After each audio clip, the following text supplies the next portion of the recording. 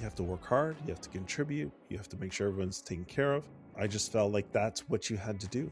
When did being strong start meaning that you had to carry everything alone? Welcome to the Dad Central Show, the podcast that helps overwhelmed dads conquer stress, build confidence, and become the father their family brags about. Join Drew Solon, a leadership coach and father of 5, and Ed Gow Jr., a fatherhood advocate and contributor to the Good Men Project, as we guide you through the journey of fatherhood.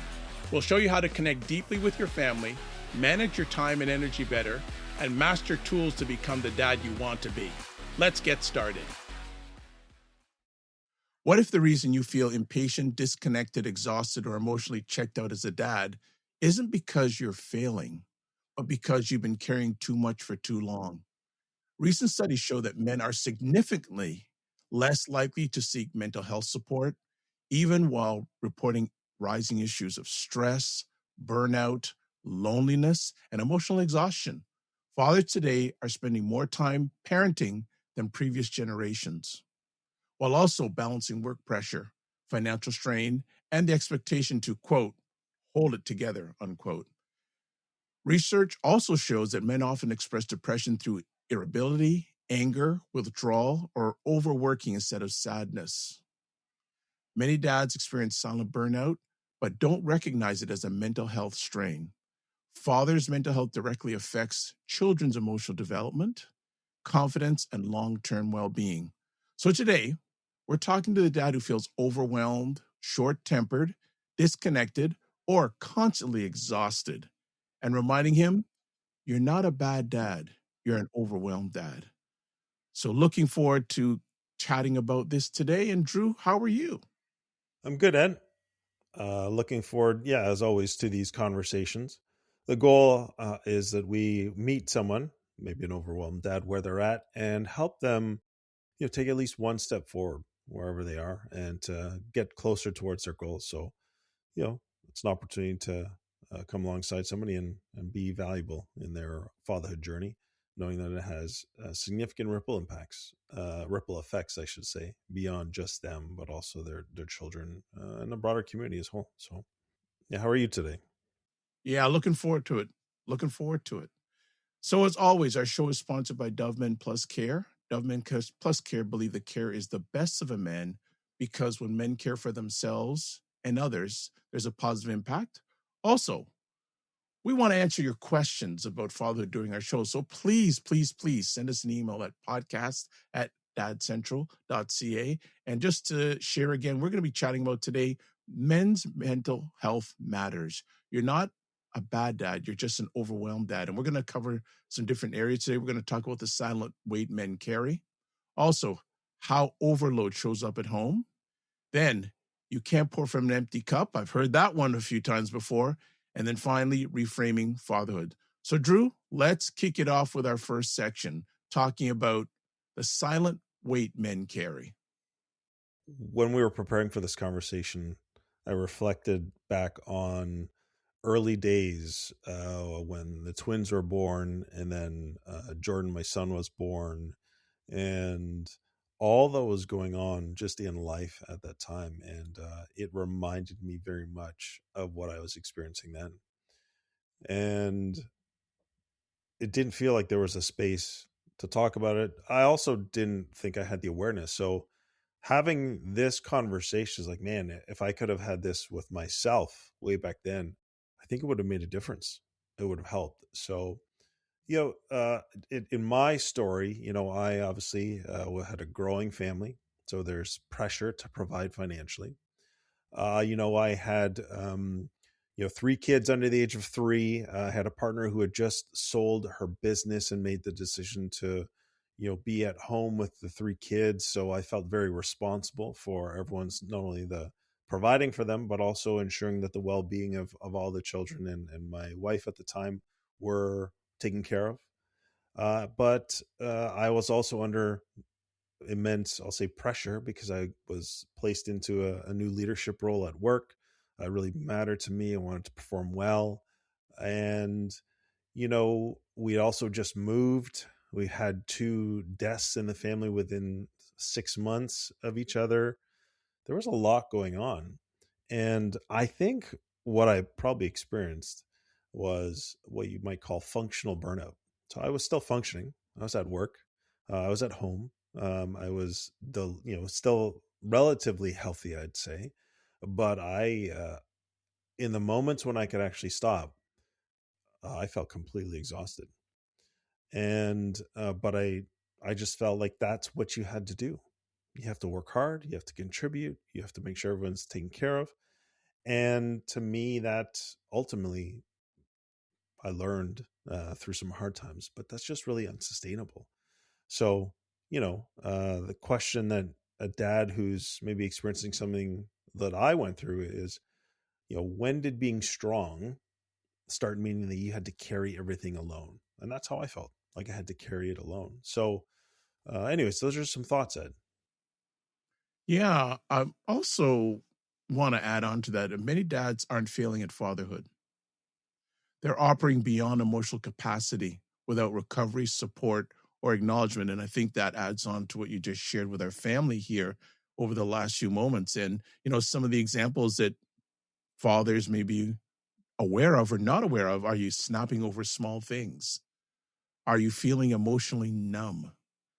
Are you wanting alone time constantly? Are you having exhaustion mistaken for laziness?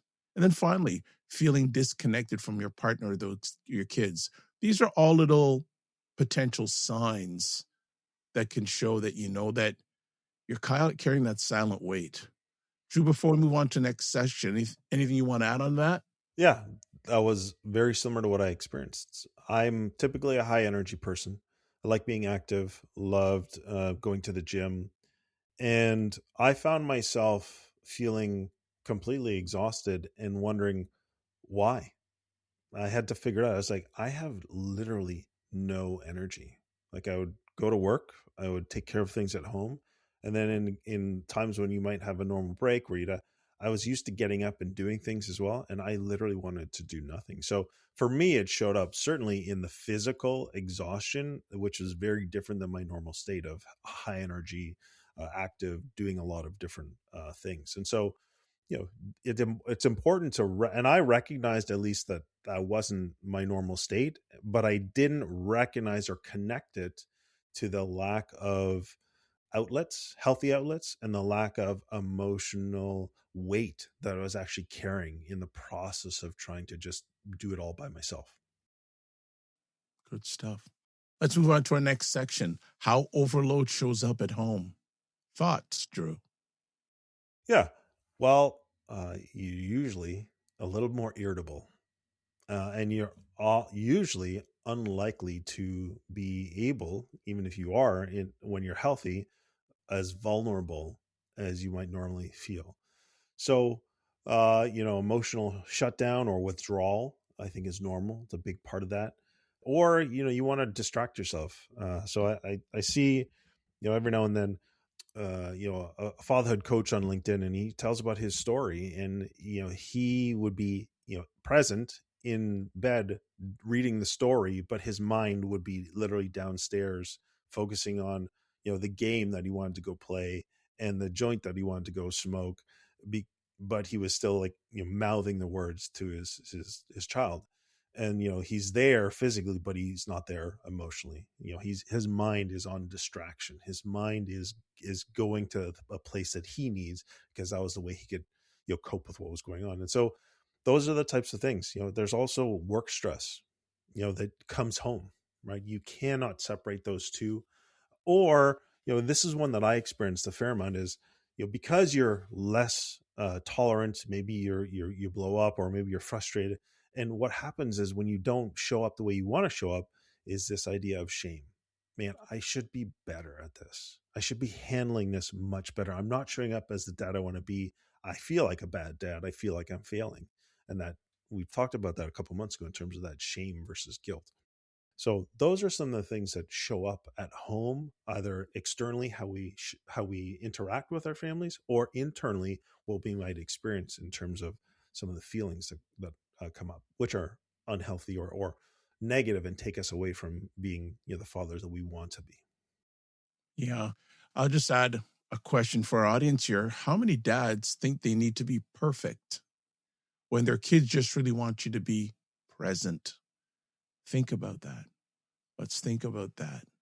So segment 3, you Well, can't pour Ed, from. Yeah, go let's ahead. before we do that, let's also share, not from a place of, to make you feel bad as dad, but children, they're highly affected by our emotional presence, not like perfection.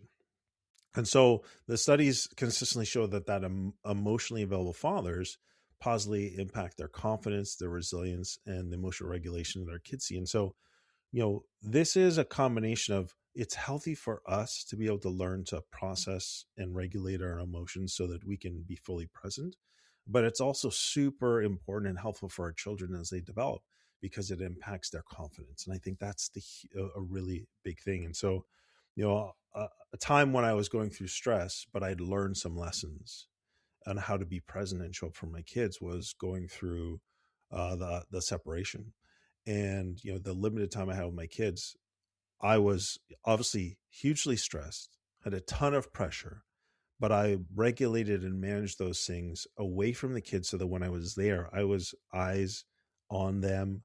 My heart and mind were open to what they're going through and very focused on them. So that's the goal, that we need to unburden ourselves, so that in the moments, and even if it's just 10 minutes, we can be fully present there, because it impacts them and us.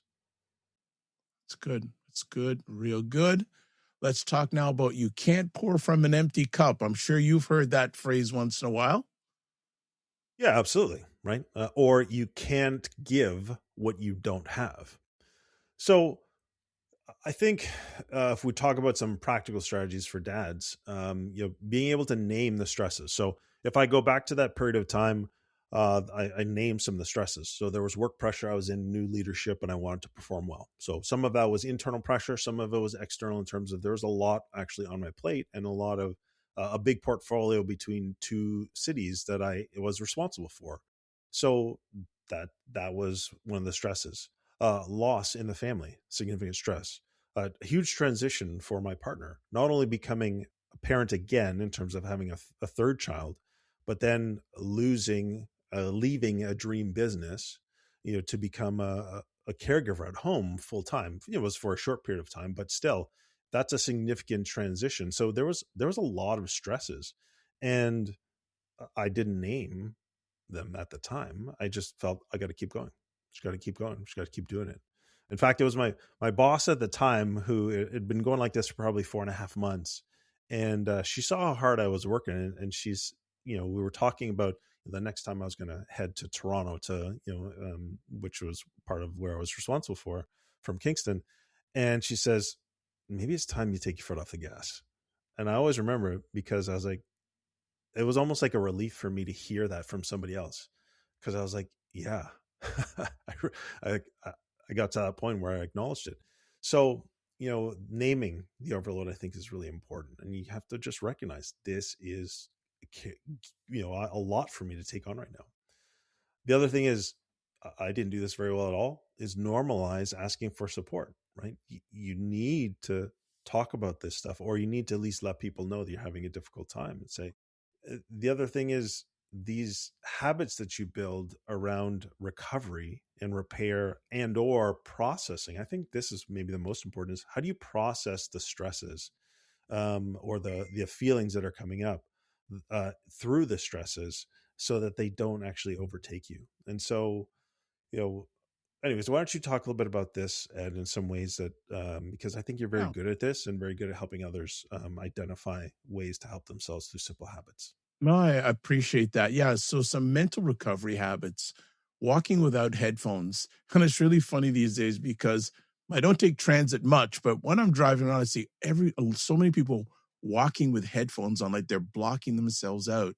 But what about just getting out and just walking and just enjoy nature, or just listen to life instead of having it programmed to you? Just let enjoy a walk where you're hearing life breathe and enjoy the sounds of life. I'm very blessed to live in a neighborhood where I can go out if I just go outside my door, it's quiet. Even if I just walk around the block, quiet, relaxing, get all the madness out of my life. So just have that. Also a 10-minute reset after work. I'm even going to go deeper into that for those who work and all that. I'm not a proponent of having back-to-back meetings.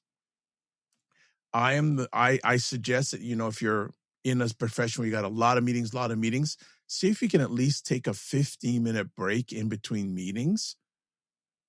And even after a meeting ends, relax, chill, so you can just clear your mind for what you need to get into next. Drew's a big proponent into this. Excuse me, exercise.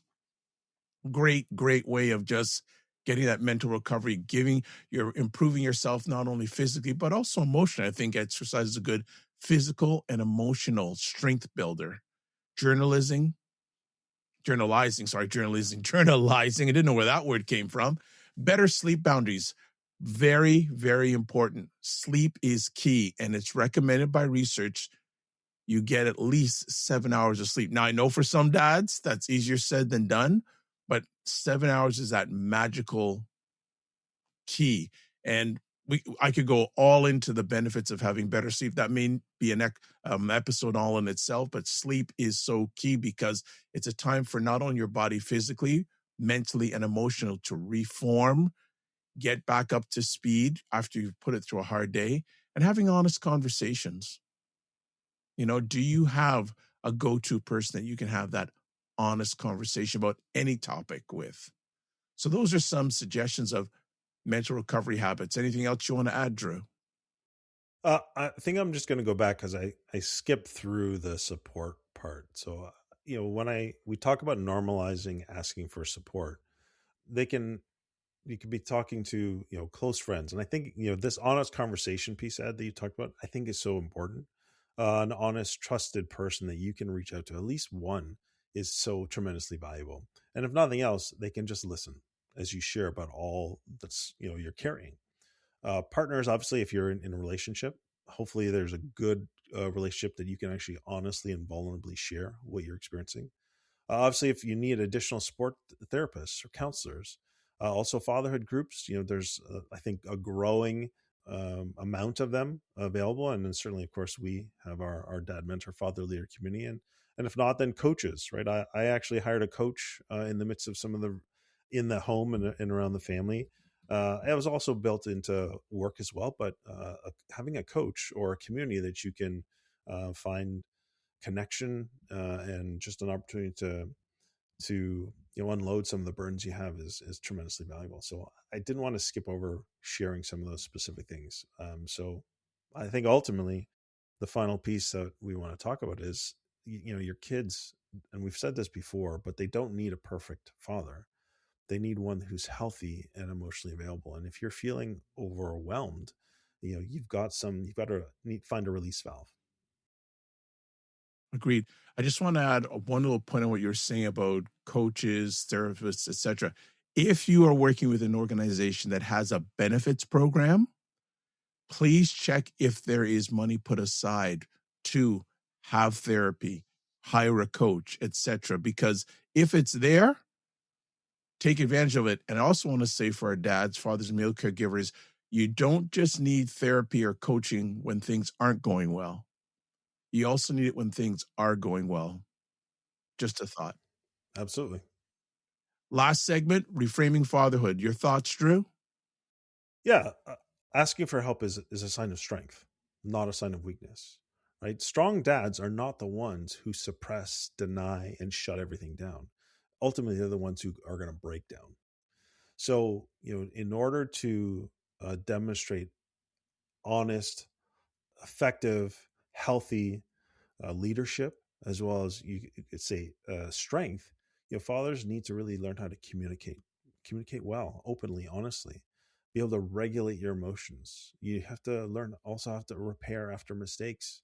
Asking for help is, again, a sign of strength, not weakness. And that'll help you begin to do the things like modeling healthier emotions for yourself and for your family. So, yeah, I think that's really, we want fathers to know that if you suppress everything, you're actually setting yourself up and your family for failure eventually. Absolutely. I'd add also to strong dads ask for help. And I know a lot of dads are hardwired to be fix it and do it all on their own.